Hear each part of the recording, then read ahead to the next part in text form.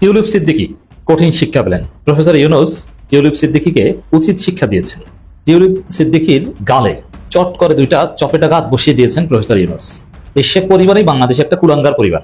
ইউনূসের সাথে চালাকি করে টিউলিপ সিদ্দিকীরা পারবেন না। উস্তাদের মায়ের শেষ সাথে উস্তাদ বলতে প্রফেসর ডক্টর মোহাম্মদ ইউনূস ভীষণ ভীষণ জরুরি ছিল বাংলাদেশের 18 কোটি মানুষের জন্য। এই যে পুরো গুমট পরিস্থিতির মধ্যে হঠাৎ করে সবকিছু পাল্টে গেল। সবই হচ্ছে কপাল, কপালের নাম হচ্ছে গোপাল। আসলে নসিবে থাকলে ঠেকাই কে। এবার বেগম খালেদা জিয়া শক্ত হাতে দলকে দমনের জন্য দলের ওই ভারতীয় কুলাঙ্গাদেরকে বাছাই করার জন্য সিদ্ধান্ত নিয়েছেন। আমি একটি স্যালুট দিচ্ছি আপনাদের সামনে। বেগম খালেদা জিয়া শুধু বিএনপি নেতা কর্মীদের মা নয়, উনি হলেন দেশের সব আপামর জনতার মা। তাহলে রাজনীতির চেহারা বদলে যাবে। এর মধ্যে বিরাট বড় একটা সুখবর আপনারা পেয়ে গেছেন। এই যে মিলনটা হবে না, হায় হায়, এই মিলনের মধ্যেই কিন্তু সব খেল খতম, পয়সা হজম। হ্যাঁ, এখন কিন্তু কিছু বলি দিবে, কিছু বলি যাবে। বলি মানে কি জানেন? এবং নজিরবিহীন ঘটনা ঘটিয়েছেন বাংলাদেশের সাধারণ জনগণ। এখন আর কোন রাজনৈতিক দল লাগবে না, মানে অর্থাৎ দেশ বিরোধীদেরকে মোকাবেলা করতে। দেশের মানুষ ঐক্যবদ্ধ। নজিরবিহীন ঘটনা ঘটেছে। এই কিং চার্লস হারমোনি অ্যাওয়ার্ডের হিস্ট্রিতে এই প্রথম বাংলাদেশের একজন নাগরিক এবং সরকার প্রধানকে নমিনি করেছে।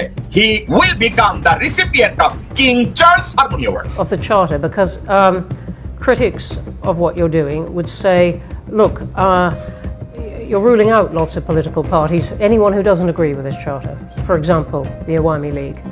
So you're not really giving people a choice, that this is not a democratic process. This is a very nice, wrapped up in lots of words about consensus.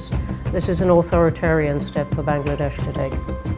সুপ্রিয় দর্শক শ্রোতা, পুরান মাঠে নতুন খেলা। ডক্টর ইউনূস 100 বছরের রেকর্ড এবার ভেঙে দিয়েছে লন্ডন সফরে গিয়ে। টিউলিপ সিদ্দিকীকে কঠিনভাবে ভাঁজ দিয়েছে এবার ডক্টর ইউনূস।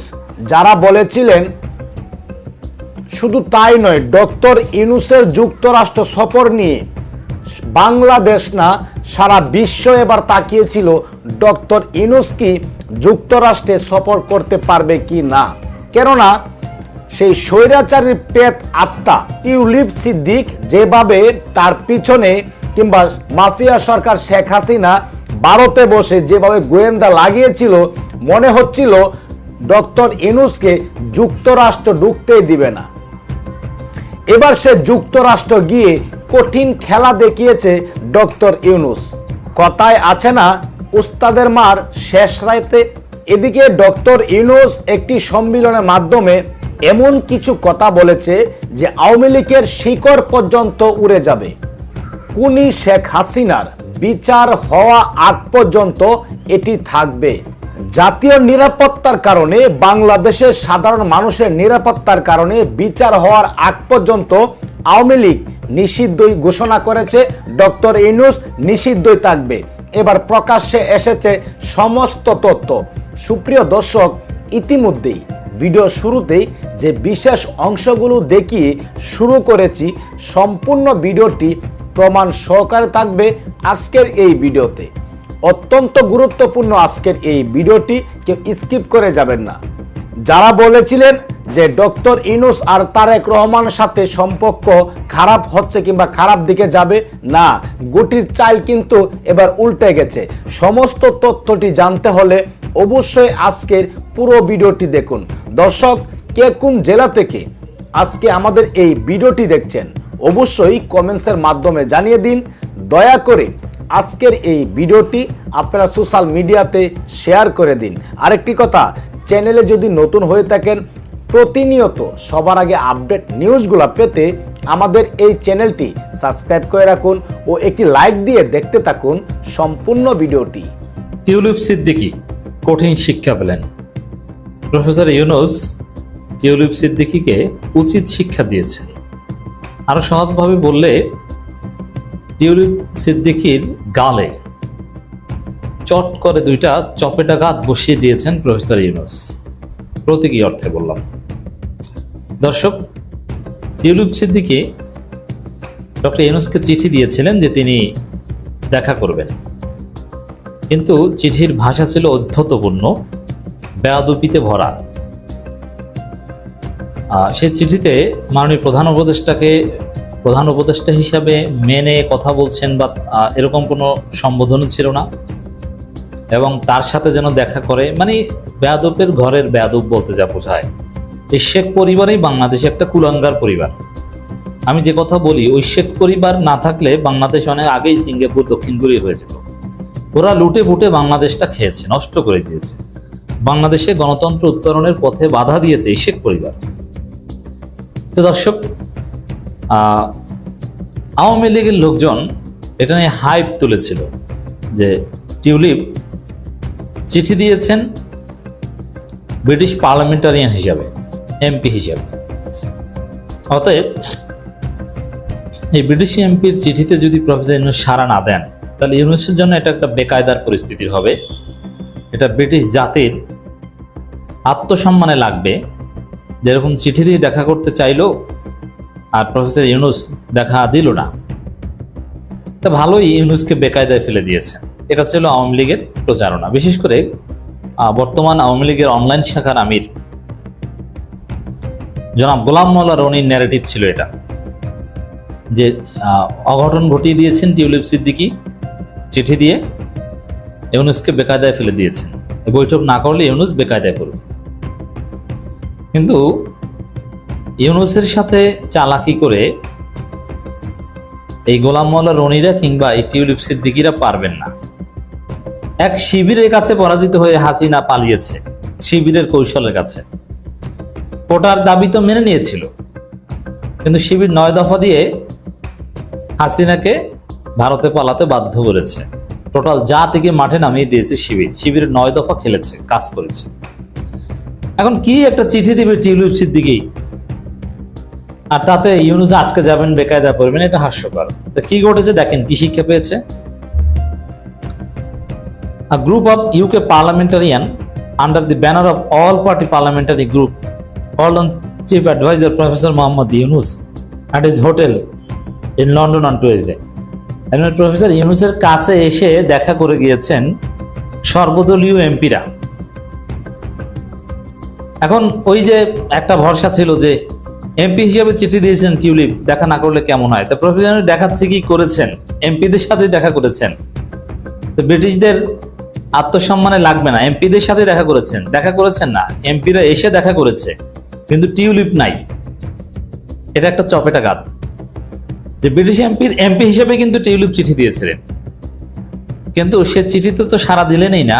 সে এমপিদের তালিকা থেকেও টিউলিপের নাম বাদ দিয়ে তারপরে প্রফেসর ইউনূসের কাছে অন্য এমপিরা এসে দেখা করে গিয়েছে। এখন কি বলবেন? সেই সাক্ষাৎ নিয়ে অনেক অনেক আলোচনা সমালোচনা হয়েছে। কখনো শুনেছি সাক্ষাৎ হবে, কখনো শুনেছি হবে না, কখনো শুনেছি বিএনপি চাচ্ছে, সরকার চাচ্ছে না, কখনো শুনছি সরকার চাচ্ছে, বিএনপি চাচ্ছে না। কিন্তু শেষ পর্যন্ত 13ই জুন শুক্রবার সকালবেলা একটি হোটেলে তাদের সাক্ষাৎ হবে। এই সাক্ষাৎটা ভীষণ ভীষণ জরুরি ছিল বাংলাদেশের 18 কোটি মানুষের জন্য। কারণ আমরা বারবারই বলে আসছি, আমরা চাই না দেশে আবার সে আন্দোলন শুরু হোক ইলেকশন নিয়ে। এই যে পুরো গুমট পরিস্থিতির মধ্যে হঠাৎ করে সবকিছু পাল্টে গেল। ঘুম থেকে উঠে দেখলাম ফখরুল ইসলাম সাহেবের একটি ছোট্ট সাক্ষাৎকার, সেখানে উনি খুব সুন্দর সুন্দর কথা বললেন। যেই ফখরুল ইসলাম সাহেবের কাছ থেকে আমরা এর আগে এই ধরনের নমনীয় ভাব নিয়ে কথা বলা, এই ধরনের শব্দ চয়ন করা কখনো শুনিনি। তো নর্মালি ভাই ভাবলাম ঘটনা কি, রাত্রেবেলায় ঘুমাইলাম, এক ধরনের খবর দেখি, আর সকালবেলা উঠে দেখি ফখরুল ইসলাম আলমগীর সাহেব একদম সুন্দরভাবে কথা বলছেন। টোটালি একদম ইউটার্ন হয়ে গেছে। ঘটনা কি, খুঁজতে খুঁজতে খুঁজতে খুঁজতে দেখলাম ঈদের দিন বা ঈদের পরের দিন দেশনেত্রী খালেদা জিয়া ম্যাডামের বাড়িতে এই বিএনপির স্থায়ী কমিটির সদস্যরা গিয়েছিলেন ঈদের শুভেচ্ছা দিতে বা সৌজন্য সাক্ষাৎ করতে। ওখানে বেগম খালেদা জিয়া বলেছেন ডক্টর মোহাম্মদ ইউনূসের সাথে কোনো দ্বন্দ্বে জড়াবেন না। এই ইঙ্গিতটা কিন্তু উনি শুধু ওনাদেরকে দেননি, এই ইঙ্গিতটা দেওয়া হয়েছে সমগ্র বিএনপির যত নেতা কর্মী আছে সবার জন্যই। কেন ইঙ্গিতটা দিয়েছেন? দেখুন বন্ধুরা, একটা সত্য কথা বলতে কি, যে সরকার যে থাকে, দেশের সরকার যে থাকে, তার চেয়ে বড় রংবাজার কেউ নাই। সরকারের চাইতে ক্ষমতাবান আর কেউ নেই। সরকারে যেই থাকুক, সেই সরকার ওই ভোট চুরি করে সরকার গঠন করুক, সেই সরকার অন্তর্বর্তীকালীন সরকার হোক, সেই সরকার অল্প সময়ের সরকার হোক, সরকার ইজ এ গ্রেট পাওয়ার। এইটা খালেদা ম্যাডাম বোঝেন, এটা খালেদা ম্যাডাম জানেন, কারণ খালেদা ম্যাডাম তিনবার সরকারে ছিলেন। উনি জানেন সরকারের প্রতিষ্ঠানগুলো কি করে কাজ করে। সরকারের উপরে যদি আপনি রংবাজি করতে যান, আলটিমেটলি আপনি বেনিফিশিয়ারি হবেন না। এইটা বুঝেই উনি এই বার্তাটা দিয়েছেন। উনি অনেকদিন যাবতীয় অবজার্ভ করছেন বিএনপির এই যে নেতাদের বিভিন্ন ধরনের কথাবার্তা, যেটা বাজারে চালাচালি হচ্ছে এবং যেটা নিয়ে সমালোচনা হচ্ছে, বিএনপিকে মানুষ ধিক্কার দিচ্ছে, এগুলো সব উনি দেখেছেন। Census. This is an authoritarian step for Bangladesh to take. Well, there's a debate about that too. I mean, the debate is Awami League a political party? If they can kill young people on the street just like that, make people disappear just like that, steal money just like that, would you still call it a political party? So that's a debate. This is not a judgment. The issue came on the 5th of August. The former Prime Minister fled the country. So people were celebrating in the whole country. Finally, we are free. So we thought this ends on the 5th of August after departure of former Prime Minister. For us, chapter is closed. This part is over. Now it's a country without them. But those who fled, for them it didn't end. They continued the same thing, in absentia, doing it from another country, exciting people. দর্শক শ্রোতা, আপনারা সেই বিশেষ ভিডিওর অংশগুলো দেখতে পারলেন। অবশ্যই আপনার মূল্যবান মতামতটি কমেন্ট বক্সে জানিয়ে যাবেন।